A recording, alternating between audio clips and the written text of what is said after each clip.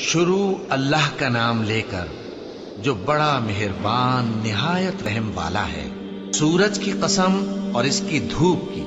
اور چاند کی جب وہ اس کے پیچھے چلے، اور دن کی جب وہ اسے روشن کر دے، اور رات کی جب وہ اسے چھپا لے، اور آسمان کی اور اس ذات کی جس نے اسے بنایا، اور زمین کی اور اس ذات کی جس نے اسے پھیلایا، اور نفس انسانی کی اور اس کی جس نے اسے درست کر کے بنایا۔ پھر اس کو بدکاری سے بچنے اور پرہیزگار بننے کی سمجھ دی کہ جس نے اپنے نفس کو پاک رکھا وہ مراد کو پہنچا، اور جس نے اسے خاک میں ملایا وہ نامراد رہا۔ قوم سمود نے اپنی سرکشی کے سبب پیغمبر کو جھٹلایا۔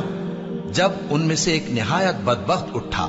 تو اللہ کے پیغمبر صالح نے ان سے کہا کہ اللہ کی اونٹنی اور اس کے پانی پینے کی باری سے خبردار رہو، مگر انہوں نے پیغمبر کو جھٹلایا۔ پھر اونٹنی کو مار ڈالا تو ان کے رب نے ان کے گناہ کے سبب ان کو نیست و نابود کر دیا، پھر سب کو برابر کر دیا، اور اللہ کو ان کے بدلہ لینے کا کچھ بھی ڈر نہیں۔